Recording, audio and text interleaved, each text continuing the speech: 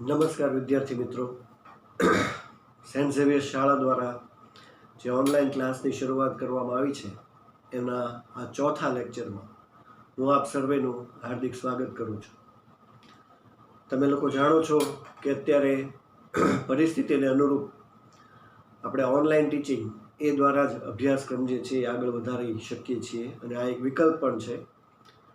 તો જેમ 3 લેક્ચરમાં આપણે સમજવાનો પ્રયત્ન કર્યો છે ડિબેન્ચર વિશે, એમ હજી પણ ડિબેન્ચરના જે પોઈન્ટ છે એ બાકી છે, પણ આ સાથે આજે આ ચેપ્ટર પૂર્ણ પણ થશે. એટલે આ ચેપ્ટરના જે છેલ્લા પોઈન્ટ છે એ આજે આપણે સમજવાનો પ્રયત્ન કરીએ છીએ. વિદ્યાર્થી મિત્રો, લાસ્ટ લેક્ચરમાં આપણે 2 પોઈન્ટ સમજ્યા હતા.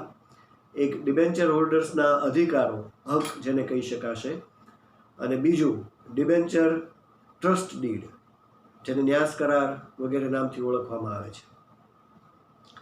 તો આ બંને પોઈન્ટ સમજ્યા પછી હવે જે બાકી રહે છે એમાં આપણે આગળ વધીએ છીએ. અને તમારી ટેક્સ્ટ બુક એ દર વખતે અમે કહીએ છીએ કે એ સાથે હોવી જોઈએ, ખાસ કરીને થિયરી બાબતમાં. તો આના અનુસંધાને આપણે આગળ વધીએ છીએ અને હવેનો પોઈન્ટ જે છે એ જોઈએ છીએ, જે છે ડિબેન્ચર ફેરબદલીની કાર્યવાહી. કાર્યવિધિ એ ડિબેન્ચર ફેરબદલીની છે. તો ડિબેન્ચર ધારક જ્યારે ડિબેન્ચર ખરીદે છે ત્યારે આ ડિબેન્ચર એ અન્ય વ્યક્તિના નામે ફેરબદલી આપી શકે છે. જેમ શેર મિલકત છે એમ ડિબેન્ચર પણ રોકાણકાર માટે એક પ્રકારની મિલકત જ કહી શકાય છે. એ ધારે તો પોતાના ડિબેન્ચરને અન્ય કોઈ વ્યક્તિના નામે ટ્રાન્સફર એટલે કે ફેરબદલી કરી શકે છે. આ એનો અધિકાર છે, એનો હક પણ છે.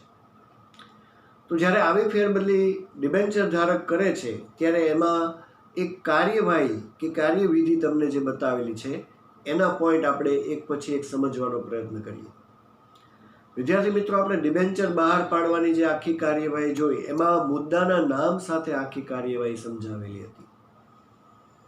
પણ અહીંયા જે ડિબેન્ચર ફેરબદલીની જે વિધિ આપી છે એમાં પોઈન્ટ નથી પાડેલા. એટલે કે માત્ર 1, 2, 3, 4 નંબર જ છે, મુદ્દાના નામ એકચ્યુઅલી નથી. છતાં પણ આ એક કાર્યવાહી છે જે તમને 2 માર્કમાં આવી શકે, કારણ કે આમાં વધુમાં વધુ 2 માર્ક સુધીના પ્રશ્નો છે. આ સિવાય VSQ કે એની અંદર જે કાંઈ પ્રશ્નો જો બની શકતા હોય તો આપણે એને લેવાનો પ્રયત્ન કે સમજવાનો પ્રયત્ન કરીએ છીએ. પણ પહેલાં આપણે આ કાર્યવિધિને વિગતવાર સમજીએ કે ડિબેન્ચર ફેરબદલી કઈ રીતે થાય છે. તો આપણે ટેક્સ્ટ બુકમાં ધ્યાન આપીએ. આપણો પહેલો જે પોઈન્ટ આપેલો છે જે બતાવ્યું છે કે રજિસ્ટર્ડ ડિબેન્ચર જ્યારે અન્ય વ્યક્તિના નામે ફેરબદલી કરવાના હોય ત્યારે એની માટે એક ફોર્મ મેળવવાનું હોય છે. કંપનીમાંથી એક ફોર્મ મળે છે જે ફેરબદલી ફોર્મ કહેવાય છે, એટલે કે ટ્રાન્સફર ફોર્મ કહેવાય છે. આ ફોર્મ કંપનીમાંથી મેળવવા પાત્ર છે, જે તમને કંપનીમાંથી મળી શકે છે, અને એ મેળવી અને એની અંદર જરૂરી વિગત જે છે એ ભરવાની હોય છે. તો જે ફેરબદલી કરાવવા માંગે છે, હવે ફેરબદલીમાં આપણે સમજી શકીએ કે હંમેશા ફેરબદલીમાં 2 પક્ષકારો હોય છે. એ વગર કોઈ દિવસ ફેરબદલી થતી નથી. તમે તમારી કોઈ જૂની વસ્તુ છે એ અન્ય કોઈને વેચવા માટે આપો તો સામે ખરીદનાર હોવો જોઈએ. તમે એકલા વેચી નથી શકતા, સામે કોઈ ખરીદવાવાળો હોવો જ જોઈએ. તો આ જે ફોર્મ મેળવવાનું અને જે વિગતો ભરવાની કામગીરી છે એ વેચનાર કરે છે, કારણ કે એની પાસે જૂના ડિબેન્ચર છે અને એણે એના ડિબેન્ચર અન્ય વ્યક્તિને વેચવા છે. આ સ્વરૂપે આ કાર્યવાહી ડિબેન્ચર ધારક પોતે ટૂંકમાં કરશે. તો આ પહેલો પોઈન્ટ થયો કે જે ડિબેન્ચરને ફેરબદલી કરવા છે એ ડિબેન્ચર ધારક આ ફોર્મ કંપનીમાંથી મેળવશે અને એની અંદર વિગતો ભરશે. બીજો પોઈન્ટ, ફેરબદલી આગળ વધે છે તો ફેરબદલી જે કરવામાં આવે છે એના અનુસંધાને આમાં વિગતો ભરવાની જે વાત આવી એ શું છે એ તમને હવે સેકન્ડ પોઈન્ટમાં આપેલું છે. મેં તમને કીધું કે ફેરબદલી માટે 2 પક્ષકારો આવશ્યક છે, ખરીદનાર અને વેચનાર. અહીંયા વેચનાર એટલે જેની પાસે ડિબેન્ચર પડ્યા છે, જે હજી ડિબેન્ચર ધારક છે, અને નવો ખરીદનાર. તો આ ફેરબદલી ફોર્મ જે વેચનાર મેળવશે એમાં કઈ વિગતો એને ભરવાની હોય છે? તો કે ખરીદનાર અને વેચનાર બંનેના એટલે કે બંને પક્ષકારોના નામ, સરનામા, ડિબેન્ચરની વિગત. ડિબેન્ચરની વિગત તમે સમજી શકો છો કે કયા પ્રકારના ડિબેન્ચર છે વગેરે. બરાબર. બીજું એનું જે પ્રમાણપત્ર, આગળ જે કાર્યવાહીમાં વાત કરી હતી ડિબેન્ચર બહાર પાડવાની કાર્યવાહીમાં, કે ડિબેન્ચર પ્રમાણપત્ર મળે છે, તો આ પ્રમાણપત્રની જે નંબર છે એ પણ એની અંદર છે, એનો ક્રમ, અને ડિબેન્ચર કેટલી સંખ્યામાં છે એ પણ એની અંદર સમાવિષ્ટ કરવાનું છે. આટલી વસ્તુ ઉમેરવાથી આખી જે ડિબેન્ચરની વિગતો જે બંને પક્ષકારો છે એ સામેલ થશે. કોઈ પણ ફેરબદલી આપણે કરીએ બે પક્ષકાર વગર શક્ય નથી. તો આ એક પ્રશ્ન પણ છે કે ડિબેન્ચર ફેરબદલી ફોર્મની અંદર કઈ વિગતો ભરવાની હોય છે, એવો તમને એક અલગ પ્રશ્ન 1 માર્કમાં પણ આવી શકે છે. તો જે બંને પક્ષકારો છે એના નામ, સરનામા, ડિબેન્ચરની વિગત, પ્રમાણપત્રનો નંબર, એનો ક્રમ નંબર, કેટલા ડિબેન્ચર છે એની સંખ્યા, અને ડિબેન્ચરની કિંમત, આ પણ દર્શાવવું પડે છે. શેમાં? તો કે ડિબેન્ચરનું જે ફોર્મ ભરવાનું છે એની અંદર. આ બધી વિગત એ એમાં ભરવાની હોય છે. આ સાથે બંને પક્ષકારો એટલે કે ખરીદનાર અને વેચનાર બંનેની સહી પણ એમાં આવશ્યક છે. વેચનારે પણ સહી કરવાની છે અને ખરીદનારે પણ સહી કરવાની છે. પ્રમાણપત્ર તો ડિબેન્ચર ધારક પાસે છે, એને ખબર છે કે મારી પાસે કયા ડિબેન્ચર છે, કેટલી સંખ્યામાં છે, એટલે આ બધી વિગત એ એની અંદર એ ભરી દેશે. પણ બંને પક્ષકારોની સહી એ આવશ્યક છે. તો જે પહેલો પોઈન્ટ હતો કે જે ફોર્મ મેળવવું અને વિગત ભરવી, તો કઈ વિગત ભરવાની એવો જો પ્રશ્ન હોય તો આ બીજા પોઈન્ટ એ તમારો જવાબ છે, યાદ રાખજો. હવે બંને પક્ષકારોએ સહી કરી દીધી, વિગતો ભરી દીધી, ત્યાર પછી કાર્યવાહી છે. આ યાદ રાખો, આ કાર્યવાહી છે, આગળ વધે છે. ત્રીજો પોઈન્ટ બને છે કે જે વેચનાર છે એ ડિબેન્ચર પોતાની મરજીથી વેચે છે એવું સમજી અને એ સ્વૈચ્છિક રીતે બીજી એક સહી આ જ ફોર્મમાં કરશે, કે એણે પોતાની મરજીથી આ ડિબેન્ચર વેચવા છે, એની ઈચ્છા છે, એ સ્વૈચ્છિક છે. એ ધારીને વેચનાર અહીંયા બીજી વખત કે સેકન્ડ ટાઈમ એ સહી કરશે. તો ખરીદનારની એક જ સહી આવશે, વેચનારે 2 વાર આ ફોર્મમાં સહી કરવાની હોય છે. પહેલી વાર વેચનાર અને ખરીદનાર બંનેની સહી આવશે, અને બીજી વાર એક એવી જગ્યા હશે, કોલમ હશે કે જ્યાં વેચનાર પોતે પોતાની મરજીથી સહી કરે છે એવું ધારી અને એણે ફરીવાર આ સેકન્ડ ટાઈમ વેચનારે સહી કરવાની છે. તો ફોર્મ મેળવ્યું, ફોર્મમાં વિગતો ભરી દીધી, બંને પક્ષકારોએ સહી કરી દીધી. હવે આખી જે કાર્યવાહી છે એ ચોથા પોઈન્ટ તરફ જાય છે. બરાબર. આ જે ચોથો પોઈન્ટ છે એ શું કહેવા માંગે છે, ખાસ ટેક્સ્ટ બુકમાં ધ્યાન આપજો. ડિબેન્ચરની અંદર તો બધી જે ફોર્મ છે એની અંદર તો વિગતો ભરી દીધી, એમાં પ્રમાણપત્ર નંબર, ક્રમ, ડિબેન્ચરની સંખ્યા, કિંમત બધું લખી નાખ્યું. પણ આ ફોર્મ જે છે એની સાથે પ્રમાણપત્ર જોડવું પણ પડે છે. આ ફોર્મને કયા નામથી ઓળખાશે? ડિબેન્ચર ફેરબદલી ફોર્મ. તો તમે ફોર્મ ભર્યું એટલે ફોર્મ તમે જોડ્યું, પણ એની સાથે તમને ખબર છે કે થોડું બિડાણ, એટેચમેન્ટ પણ કરવાનું હોય છે, એ છે પ્રમાણપત્ર. હવે ડિબેન્ચર ધારક પોતાના બધા ડિબેન્ચર વેચી દે છે, એટલે એને ડિબેન્ચર પ્રમાણપત્રની જરૂર નથી રહેવાની, એટલે એ પ્રમાણપત્ર આ ફોર્મ સાથે એણે જોડી અને કંપનીની રજિસ્ટર્ડ ઓફિસે રજૂ કરી દેવાનું છે. કઈ વસ્તુ? ડિબેન્ચર ફેરબદલીનું ફોર્મ અને જે પ્રમાણપત્ર જે જૂનું એની પાસે પડ્યું છે એ બંને એ ઓફિસ એટલે કે કંપનીની ઓફિસે રજૂ કરી દેશે, ત્યાં આપી દેશે ટૂંકમાં. આ સાથે ફેરબદલી કરનાર જે વ્યક્તિ છે, જે વેચનાર છે, એની કામગીરી પૂર્ણ થશે, કારણ કે એણે તો ફોર્મ બરાબર આપી દીધું છે. હવે એ ફોર્મ કંપનીમાં જશે, એટલે હવે કંપનીની કાર્યવાહી જે છે એ આગળ થશે. તો અહીંયા જે કાર્યવાહી ચાલે છે એ ફેરબદલીની છે, એટલે કે તમારી પાસે જૂના ડિબેન્ચર છે એ તમે અન્યના નામે ટ્રાન્સફર આપો છો. તો આ ટ્રાન્સફરની આખી કાર્યવાહી ચાલી રહી છે. તો હવે નેક્સ્ટ પોઈન્ટમાં વધીએ છીએ, એ છે કે જે ફોર્મ વેચનારે કંપનીમાં મોકલ્યું બધી વિગત સાથે ભરીને, એ ફોર્મને કંપનીમાં સેક્રેટરી એ વિગતવાર તપાસશે. ફોર્મની બધી વિગત તપાસશે અને જે પ્રમાણપત્ર જે મોકલેલું છે એની પણ વિગતોની ચકાસણી એ કંપની સેક્રેટરી કરશે. આ સાથે નમૂનાના સહી એટલે કે જે જૂનો શેરધારક છે, જે વેચનાર છે, એની સહીની સરખામણી કંપની પાસે જૂની વિગત હશે એમાંથી એની સહી જોઈ અને બંનેને કમ્પેર કરવામાં આવશે કે આ ખરેખર વેચનારની સહી અને આ જૂની સહી સાથે મેચ કરે છે કે ખરીદનાર તો નવો પહેલી વાર સહી કરે છે એટલે એનો કોઈ પ્રશ્ન નથી, પણ વેચનારની સહી અને અત્યારે જે કંપની પાસે જે ફોર્મ આવ્યું છે બંને સહી સરખી છે કે નહીં, ટૂંકમાં જૂની અને નવી સહીને કમ્પેર કરશે. કંપની પાસે વેચનારની જૂની સહી પડેલી જ હશે કારણ કે એને અરજી કરી હશે ત્યારે એની સહી એમાં હશે. સેક્રેટરી આ બધી વિગતો તપાસશે અને સહી કમ્પેર કરશે, વિગતો ચકાસશે. આ રીતે હવે ફોર્મ કંપનીમાં આવી ગયું છે એટલે આ કામગીરી કંપનીની ચાલી રહી છે.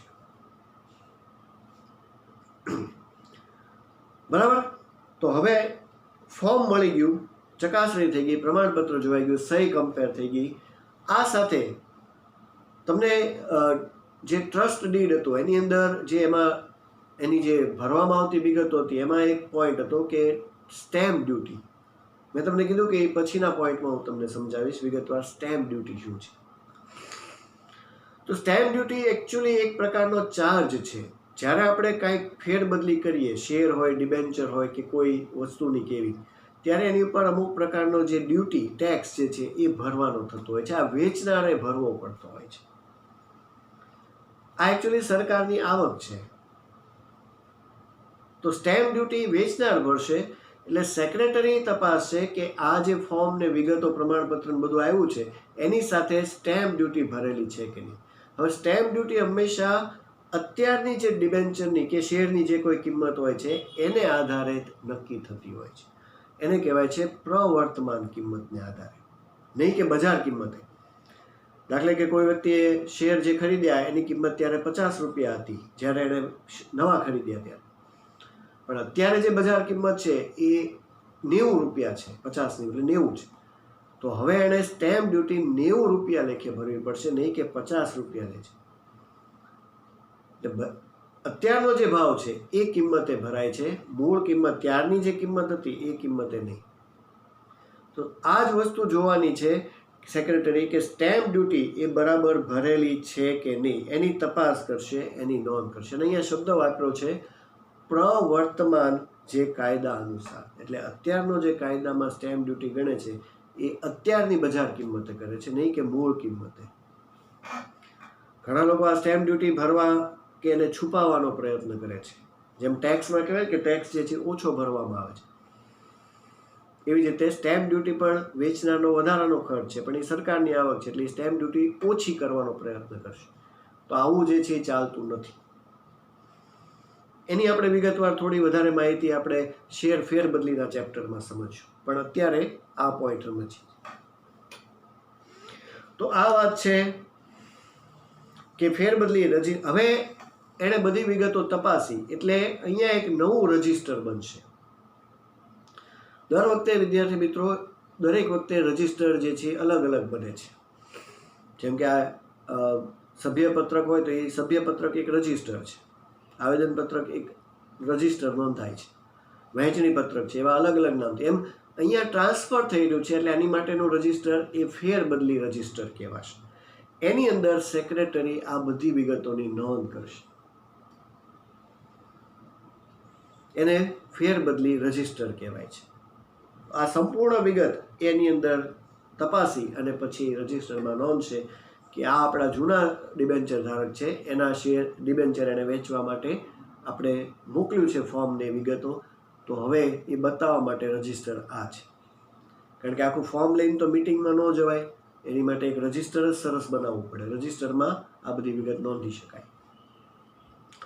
તો ફેરબદલીની કાર્યવાહી આ રીતે આગળ વધે છે. જેને વેચવા છે એણે ફોર્મ લીધું, ફોર્મ મેળવ્યું, ફોર્મમાં બધી વિગતો ભરી, નામ, સરનામા, ડિબેન્ચરની કિંમત, સંખ્યા વગેરે, એમાં બંને સહી કરી, એક વધારાની સહી વેચનારે કરી. એ ફોર્મ એણે કંપનીમાં મોકલી દીધું. કંપની સેક્રેટરી આ વિગતો, સહી બધું તપાસ્યું, સ્ટેમ્પ ડ્યુટી બરાબર છે કે નહીં એ જોઈ અને ફેરબદલી રજિસ્ટરમાં એની નોંધ કરી. હવે આ નોંધ થઈ ગયા પછી, કારણ કે કંપની સેક્રેટરી કંઈ સીધો આ કાર્યવાહી નથી કરી શકતો, એટલે એણે એક સંચાલકોને જે છે આની જાણ કરવી પડે છે. સંચાલકો આ બાબતે ફેરબદલીનું રજિસ્ટર જે બતાવશે સેક્રેટરી અને જોશે, અને બધું યોગ્ય લાગશે, સેક્રેટરીને પણ પૂછશે, બધું યોગ્ય હશે એ મુજબ એ ફેરબદલીને મંજૂરી આપશે, એટલે કે એનો ઠરાવ કરશે. આને ફેરબદલી ઠરાવ કહેવાય છે. મેં તમને 11માં પણ ઘણી વાર આ શબ્દ કીધો છે કે સંચાલકો જેને મંજૂરી આપે એ ઠરાવ બને છે. તો આ રજિસ્ટર જોયા પછી બધું યોગ્ય છે એવું તપાસ કર્યા પછી સંચાલક મંડળ એ સભાની અંદર સેક્રેટરીને મંજૂરી આપશે કે હા, આ વિગત બરાબર છે, ફેરબદલી કરવા દો, એટલે એનો ઠરાવ થઈ ગયો. ઠરાવ પસાર થઈ ગયો એટલે કે કંપનીની મંજૂરી આવી ગઈ છે. હવે ડિબેન્ચર ધારકમાં જે જૂનો છે એ વ્યક્તિના બધા ડિબેન્ચર નવા ખરીદનારના નામે ટ્રાન્સફર થઈ જશે, અને જૂનાનું નામ એ સંપૂર્ણ ટૂંકમાં એ ડિબેન્ચર ધારક રહેતો નથી, પણ જે નવો વ્યક્તિ છે એના નામે એક નવું પ્રમાણપત્ર, ડિબેન્ચરનું પ્રમાણપત્ર જે ખરીદનાર છે એના નામનું બનશે. બરાબર. આ ડિબેન્ચર પ્રમાણપત્રની અંદર વિગતો દાખલ કરવામાં આવશે, કારણ કે સંચાલક મંડળનો ઠરાવ મુજબ સેક્રેટરીને મંજૂરી મળી ગઈ છે. તો નવા વ્યક્તિનું નામ દાખલ થશે એટલે આખું, જેમ તમે શેર સર્ટિફિકેટ 11માં સમજ્યા છો, એમાં અહીંયા ડિબેન્ચરનું સર્ટિફિકેટ બને છે. એ તૈયાર થઈ અને નવા ખરીદદારના સરનામે મોકલી દેવામાં આવશે, અથવા તો એને કંપનીમાંથી લઈ લેવાનું કહેવામાં આવશે, જે રીતે યોગ્ય હોય. જો દૂર હોય તો એના જે સરનામું છે એના ઘરનું હોય ત્યાં પણ મોકલી દે છે. સરવાળે આખું ડિબેન્ચરનું જે કાંઈ ફેરબદલીનું પોઈન્ટ છે એ અહીંયા પૂરો થાય, એટલે કે આ કાર્યવિધિ એ પૂર્ણ થશે, અને કંપની દ્વારા હંમેશા ડિબેન્ચરની આખી જે ફેરબદલી છે એ આ રીતે થતી હોય છે. આ ફેરબદલીની કાર્યવિધિ છે, યાદ રાખજો.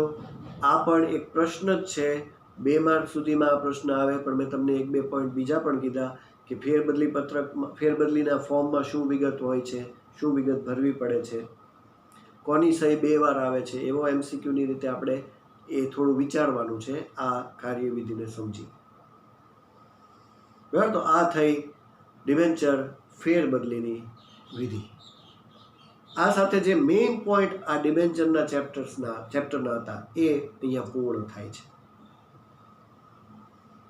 એટલે કે વ્યાખ્યા, અર્થથી શરૂ કરી અને પ્રકારો, એની ડિબેન્ચર બહાર પાડવાની વિધિ, ડિબેન્ચર ટ્રસ્ટ ડીડ, ડિબેન્ચર ધારકોના અધિકારો અને ફેરબદલી. હવે વિજ્ઞાપન પત્રની જે વ્યાખ્યા છે એવું કહે છે કે જાહેર જનતાને શેર કે ડિબેન્ચર ખરીદવાનું આમંત્રણ આપતો દસ્તાવેજ. અહીંયા આપણે ડિબેન્ચર સમજ્યા, 11માં આપણે શેર વિશે સમજી ચૂક્યા છીએ. તો હવે જે લાસ્ટ પોઈન્ટ આ ચેપ્ટરનો છે એ છે શેર અને ડિબેન્ચરનો તફાવત. તફાવત ઘણો બધો આપેલો છે, પણ આખા કોર્સમાં, એટલે કે તમારો આખો જે એસપીનો અભ્યાસક્રમ છે, SPCC 2નો, એમાં સૌથી સરળ તફાવત એ આ છે. કારણ કે મૂળ એની લાક્ષણિકતા, તમને શેરની લાક્ષણિકતા ખબર છે, એની સામે ડિબેન્ચરની લાક્ષણિકતા એ એની વિરુદ્ધ જાય છે. 11માં ઇક્વિટી અને પ્રેફરન્સ શેરનો તફાવત હતો, અહીંયા શેર અને ડિબેન્ચરની રીતે તફાવત આપ્યો છે. અને આ બધા પોઈન્ટ વધારેમાં વધારે ઇક્વિટી શેર રિલેટેડ જ છે. તો ફરીવાર આ પણ વધુમાં વધુ 2 માર્કમાં, એટલે તમે 4 કે 5 મુદ્દા લખી શકો, તમે 4-5ની વધારે પણ મુદ્દા લખી શકો, એટલો સરળ તફાવત છે. શેર અને ડિબેન્ચરનો તફાવત. હંમેશા પહેલાં તફાવતની શરૂઆત એ અર્થથી કરવાની, એટલે કે બંનેને ડિફરન્શિએટ કરવાના, બંનેના અર્થથી. તો શેર તમને ખ્યાલ છે કે જે શેર મૂડીને નાના નાના ભાગમાં વિભાજિત કરવામાં આવે છે અને શેર કહેવાય. ડિબેન્ચર એ ઉછીની મૂડી છે, જે સ્વરૂપે જે રકમ છે એ જાહેર જનતા પાસેથી ઉછીની મેળવે એને ડિબેન્ચર કહેવાય છે. આ તફાવત પૂરતી વ્યાખ્યા, બાકી આગળની વ્યાખ્યા જ યોગ્ય કહેવાશે, જે મેં તમને પહેલા લેક્ચરમાં સમજાવ્યું. ત્યાર પછી અલગ અલગ તફાવત. શેર માલિકીની મૂડી છે, કંપનીમાં શેર એ માલિકીની મૂડી છે, ડિબેન્ચર ઉછીની મૂડી છે. બંને વચ્ચેનો તફાવત બહુ નાના નાના તફાવત અને બહુ સરળતાથી યાદ રહે. વળતરની દૃષ્ટિએ બંને વચ્ચે તફાવત છે. મુદ્દાના નામ હંમેશા લખવાના. વળતરમાં શું તફાવત છે? તો કે શેર ઉપર વળતર તરીકે ડિવિડન્ડ મળે છે, ડિબેન્ચર ઉપર વળતર તરીકે હંમેશા વ્યાજ મળે છે. બરાબર. વળતરનો દર એ શેરમાં અનિશ્ચિત છે, ડિબેન્ચરમાં નિશ્ચિત છે. તમને ખબર છે કે શેરમાં ડિવિડન્ડ એ અનિશ્ચિત મળે છે, ક્યારેક મળે ક્યારેક ન પણ મળે, એટલે અનિશ્ચિતતા છે. જ્યારે એની સામે ડિબેન્ચર એની અંદર વ્યાજ હોય છે, એ વળતર છે, અને વળતર તરીકે વ્યાજનો દર હંમેશા નિશ્ચિત જ હોય છે. એને કંપનીના નફા સાથે કોઈ સંબંધ નથી. કંપની નફો થાય કે ખોટ થાય, ડિબેન્ચર ધારકોને વ્યાજ આપવા માટે કંપની બંધાયેલી છે, એ ફરજિયાત છે. એટલે શેરમાં અનિશ્ચિત, વળતરનો દર અહીંયા નિશ્ચિત છે. બરાબર. સરળતાથી તમે આ તફાવત લખી શકો. ત્યાર પછી માલિકી. શેર ધારકો એ કંપનીના માલિકો છે અને શેર એ કંપનીની માલિકીની મૂડી છે. એ જ રીતે ડિબેન્ચર ધારકો કંપનીના લેણદારો છે. એક નાના નાના પોઈન્ટ એ તફાવતના છે, અને ઘણા બધા પોઈન્ટ તમે આમનામ પણ યાદ આવી શકે કે તમે યાદ રાખી શકો છો. ત્યાર પછી જોખમ. શેરમાં જોખમનું પ્રમાણ ઘણું વધારે હોય છે, વધારેમાં વધારે ઇક્વિટી શેરમાં. આમાં વધારે ઇક્વિટી શેરની રીતે જ કીધું છે. જ્યારે એની સામે ડિબેન્ચર સલામત છે, આમાં જોખમ ઓછું છે. બંને વચ્ચે જોખમનો તફાવત, વળતરનો તફાવત, વળતરના દરનો તફાવત, માલિકીનો તફાવત, ઘણા બધા, અને અર્થ તો જુદા જ છે. મત આપવાનો અધિકાર શેરધારકોને મળે છે, એ પણ એક તફાવત છે. જ્યારે એની સામે ડિબેન્ચર ધારકોને મતાધિકાર નથી મળતો, એ એમના હકમાં નહોતું. જોયું તમે? એ પોતાની રજૂઆત કરી શકે છે, પણ આમાં મતની કોઈ વાત નથી આવતી. એટલે એ હક માત્ર શેરધારકને છે, ડિબેન્ચર ધારકોને મતનો અધિકાર નથી. ત્યાર પછી હમણાં જે પોઈન્ટ હતો, જે આપણે ફેરબદલીમાં સમજ્યા, સ્ટેમ્પ ડ્યુટી. શેર જ્યારે બીજાના નામે ફેરબદલી થાય ને, ત્યારે એમાં સ્ટેમ્પ ડ્યુટી ઓછી હોય છે. આ પણ એક MCQ VSQની રીતે યાદ રાખવાનું કે શેમાં સ્ટેમ્પ ડ્યુટી ઓછી હોય છે. તો કે શેર ફેરબદલીમાં, શેરમાં નહીં, યાદ રાખો, શેર ફેરબદલી એટલે શેરની ટ્રાન્સફર કરવામાં આવશે ત્યારે સ્ટેમ્પ ડ્યુટી એ ઓછી હોય છે, એટલે કે ઓછી ઘટેલી હોય છે, ટૂંકમાં કિંમત ઓછી હોય છે. જ્યારે એની સામે ડિબેન્ચર જ્યારે ફેરબદલી કરવામાં આવશે ત્યારે એમાં સ્ટેમ્પ ડ્યુટી વધુ હોય છે, એ વધુ ભરવી પડે છે.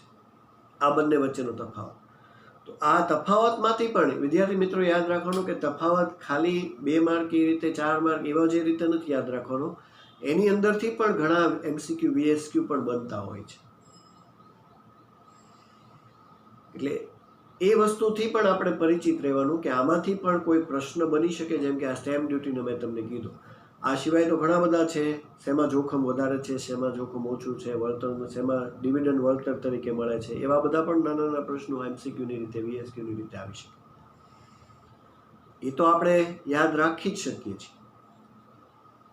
પણ સ્ટેમ્પ ડ્યુટી શેમાં ઓછી હોય છે? તો કે શેર ફેરબદલી ખાસ લખવાનું, અને ડિબેન્ચર ફેરબદલીમાં સ્ટેમ્પ ડ્યુટી વધુ ભરવી પડે છે. એ તફાવત બંને વચ્ચે.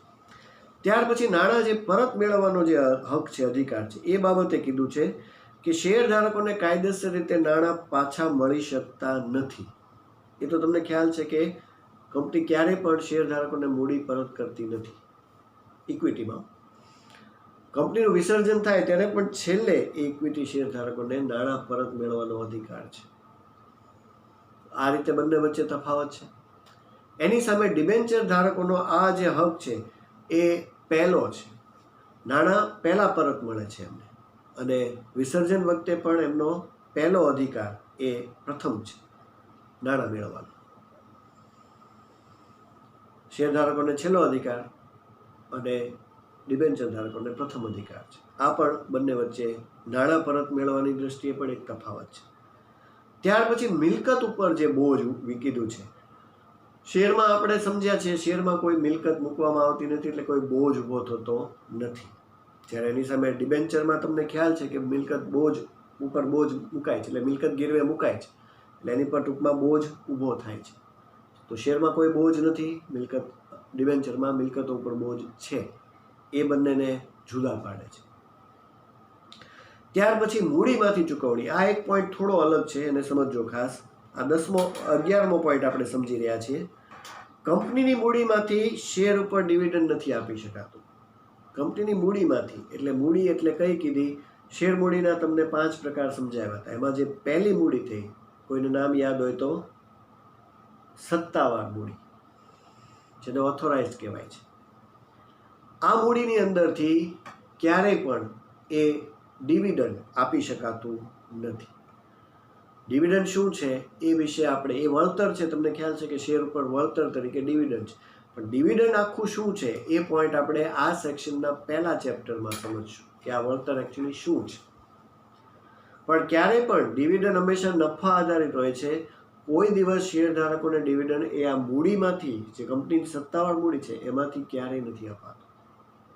જ્યારે એની સામે ડિબેન્ચર જોગવાઈ મુજબ મૂડીમાંથી પણ આપવું પડે છે કે આપી શકાય છે, કારણ કે વ્યાજ ચૂકવવા માટે અને જે રકમ છે પરત કરવા માટે કંપની બંધાયેલી છે. એના અનુસંધાને આ જોગવાઈ મુજબ એ આપી શકાય છે. બરાબર, તો આ પણ મૂડીમાંથી ચૂકવણીનો તફાવત એ મુદ્દો છે. ત્યાર પછી એક અંકુશ એવો નેક્સ્ટ પોઈન્ટ આવે છે, 12મો પોઈન્ટ, જે અંકુશની રીતે તફાવત કહે છે. શેરધારકો કંપનીના સંપૂર્ણ સંચાલન સંબંધી બાબતોમાં જે છે વહીવટ કરે છે, એટલે એની ઉપર વહીવટ સંબંધી એમનો સંપૂર્ણ અંકુશ સંચાલન સંબંધી હોય છે. કારણ કે એમાંથી જ ઘણા શેરધારકોમાંથી જ અમુક સંચાલક પણ બની શકે છે. મેનેજમેન્ટને લગતી બધી બાબતો એ શેરધારકોને બંધન કરતા છે કે એમને એમાં રસ કે એમાં દખલગીરી કરી શકે છે. જ્યારે એની સામે ડિબેન્ચર ધારકો એ વહીવટીય કામ ઉપર કોઈ પણ પ્રકારનો અંકુશ નથી ધરાવતા. એ લોકો માત્ર પોતાને લગતી બાબતો કે જે એમના હિતના રક્ષણ માટે હોય એ માટે ટ્રસ્ટીઓની નિમણૂક કરી અને જે આપણે એના અધિકારોમાં જોયા એ જ એ કહી શકે છે. વહીવટીય બાબતોમાં શેરધારકોને જ અધિકાર છે, ડિબેન્ચર ધારકોને કોઈ અધિકાર નથી. તો આ પણ એક તફાવત બની જાય છે. બરાબર, જો કેટલા બધા તફાવત શેર અને ડિબેન્ચર વચ્ચે છે.